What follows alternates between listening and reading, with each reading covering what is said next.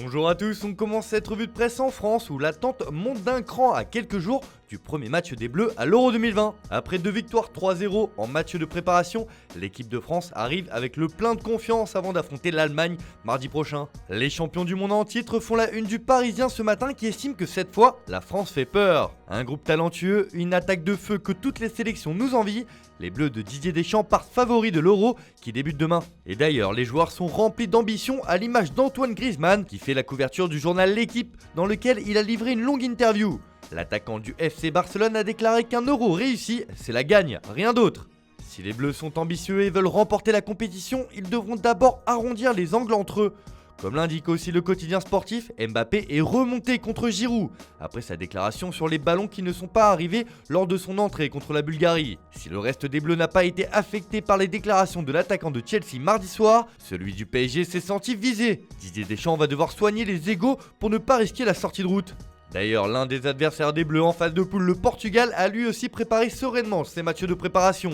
La Seleção affrontait d'ailleurs Israël hier soir et l'a largement emporté 4-0. Forcément, Abola accorde sa une sur cette belle victoire avec ce titre, la force du Portugal. Les champions d'Europe en titre partent aujourd'hui pour l'Euro avec encore un peu plus de confiance. D'ailleurs ce matin, ce qui ravit les journaux locaux, c'est le nouveau but de Cristiano Ronaldo avec sa sélection, lui qui a marqué sa 104e réalisation. Le quintuple ballon d'or se rapproche un peu plus du record de l'Iranien Ali Daei. Pour Record, cette victoire contre Israël était une victoire facile pour le dernier test. Même chose pour Ojogo qui y voit un apéritif de but. Le groupe F avec l'Allemagne, la France, le Portugal et la Hongrie s'annonce donc passionnant.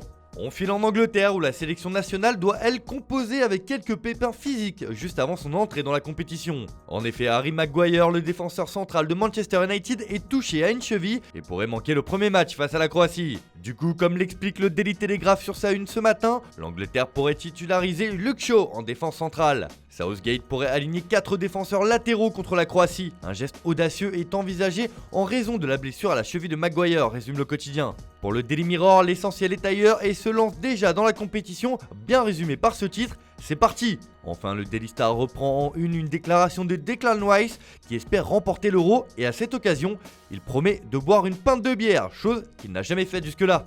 Nul doute que les fans anglais sauront lui rappeler si les Three Lions remportent la compétition.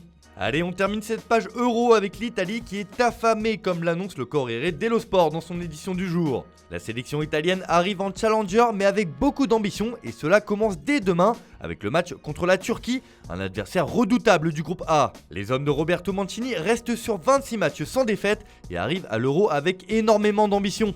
Allez, on ouvre une page mercato dans cette revue de presse avec la suite du feuilleton Sergio Ramos au Real Madrid. Alors qu'hier, la presse espagnole annonçait que le défenseur madrilène attendait un appel de sa direction pour prolonger son contrat, ce matin, Marca indique que si Ramos veut continuer au sein de la Casablanca, c'est à lui d'appeler. Madrid attend que le capitaine fasse le premier pas. Le club considère que l'offre d'un an avec une réduction de salaire de 10% a expiré. Mais si le défenseur central réagit maintenant et l'accepte, il y aura un accord. Bref, un consensus entre les différentes parties devrait intervenir très rapidement.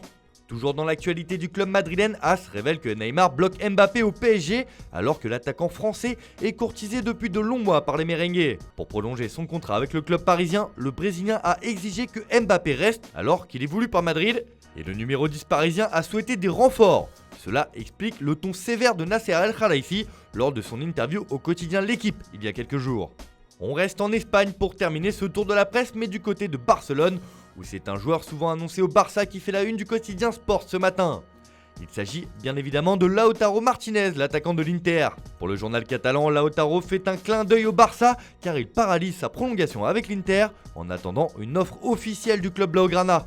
D'ailleurs, son agent a lâché une véritable petite bombe qui ne passe pas inaperçue de l'autre côté des Pyrénées en déclarant bien sûr qu'il aimerait jouer au Camp Nou. Il n'en fallait pas plus pour que la presse locale s'enflamme. D'ailleurs, en évoquant l'actualité de l'Inter, le PSG est toujours sur les rangs pour s'offrir le latéral droit Achraf Hakimi. Annoncé comme acté depuis plusieurs jours maintenant, les négociations traînent en longueur, mais le club de la capitale ne désespère pas de signer le Marocain. Et pour contenter la direction des Nerazzurri, le club parisien voudrait inclure dans la balance Leandro Paredes. Un gros chèque plus le milieu de terrain pourrait ainsi convaincre le champion de Serie A de lâcher son joueur. Affaire à suivre car les rebondissements ne sont pas terminés dans ce dossier. Voilà, c'est tout pour ce matin, bonne journée à tous. N'oubliez pas, on se retrouve un peu plus tard pour notre JT Foot Mercato.